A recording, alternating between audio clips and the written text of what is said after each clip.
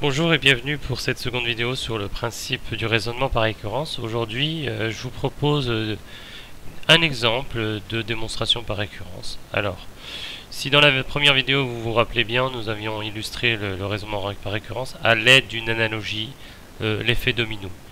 Le premier domino tombe et chaque domino qui tombe entraîne le suivant. L'initialisation et l'hérédité sont les deux pas de démonstration dans un raisonnement par récurrence. Alors l'exercice que je vous propose, c'est celui-ci. Voilà. Une suite récurrente, définie par récurrence, un dont le premier terme u0 égale 2 et un plus 1 égale 3 quarts de un moins 1 demi. Ce qu'on vous demande ici, ce qu'on nous demande, c'est de prouver que pour tout entier n, un est égal à 4 fois 3 quarts puissance n moins 2. Et donc ça se fait très bien par récurrence puisque l'exercice, l'énoncé, nous propose une formule. Donc il ne nous reste qu'à la démontrer par récurrence.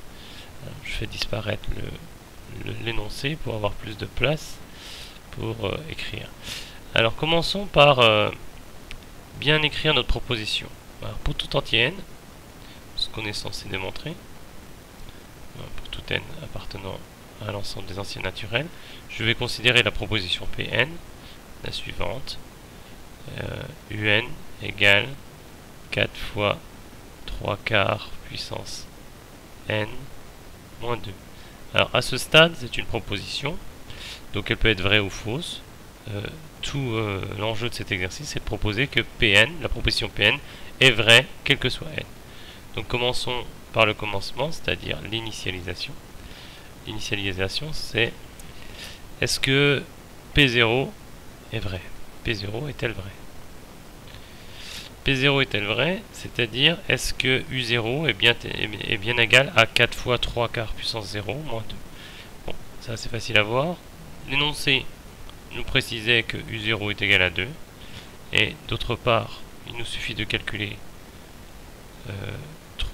4 fois 3 quarts puissance 0 moins 2. 4 fois 1, 4. 4 moins 2, 2. C'est bien égal à 2.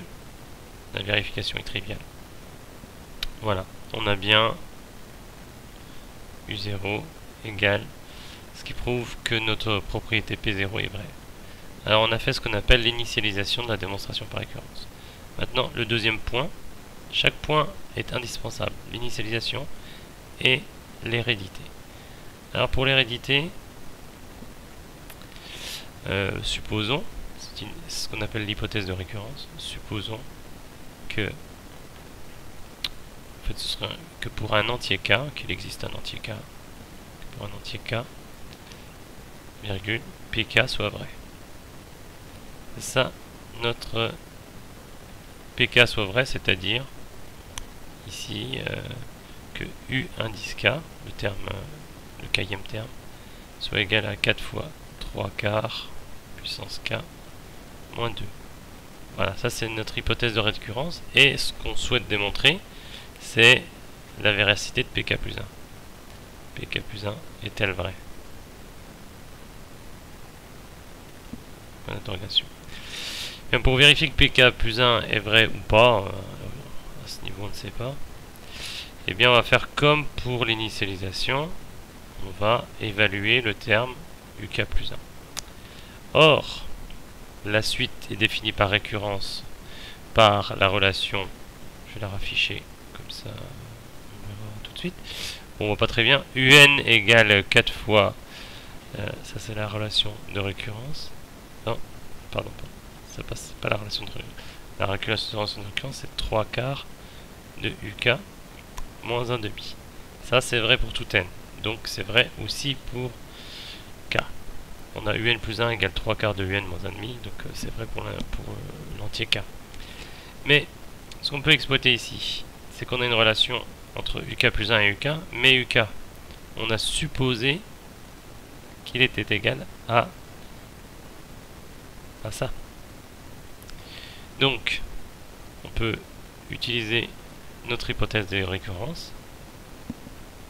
C'est ici qu'on l'utilise. Là, et j'ai plus trop de place. Alors, je vais passer de l'autre côté. Hop, je scinde mon tableau en deux.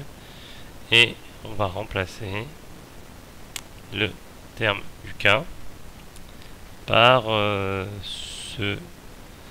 cette expression. Donc 4 fois 3 quarts puissance K moins 2. Et on a toujours le moins 1,5. Moins 1,5. On développe. Voilà. Les calculs sont pas très compliqués. On distribue 3 quarts. Donc 3 quarts, c'est 3 quarts puissance 1. Qu'on associe avec 3 quarts puissance K. Oh, je vais l'écrire quand même. 3 quarts fois 3 quarts puissance K. Comme ça, ce sera plus clair. Moins 3 quarts fois 2 moins 1,5. Et donc ce dont je vous parlais, c'est que ici 3 quarts, c'est 3 quarts puissance 1. La multiplication était commutative. On va écrire 4 fois 3 quarts puissance 1 fois 3 quarts puissance K. Ce qui donne 3 quarts puissance K plus 1. Et là, on sait qu'on est sur la bonne voie. Parce que c'est ce qu'on cherche. 3 quarts fois 2, ça donne 3 demi. Moins 1 demi. 3 demi moins 3 demi moins 1 demi, ça fait moins 4 demi. Moins 4 demi, eh bien c'est moins 2. Et c'est bien la proposition PK plus 1 qu'on vient de démontrer. Et bien donc, voilà, conclusion, PK plus 1 est vrai. Donc à partir de là, on n'a plus qu'à conclure puisque on a l'initialisation. Au départ, P0 est vrai. Et pour chaque entier, pour tout entier K, puisqu'on a supposé un entier K quelconque, si PK est vrai, le suivant est vrai. Donc on a notre effet domino là. Le premier domino, P0, est tombé. Et à chaque fois, l'hérédité, à chaque fois qu'un domino tombe, il entraîne le suivant. PK est vrai, PK plus 1 est vrai. Donc on a un effet cascade. Et on peut en déduire que pour tout n, eh bien, cette formule est vraie.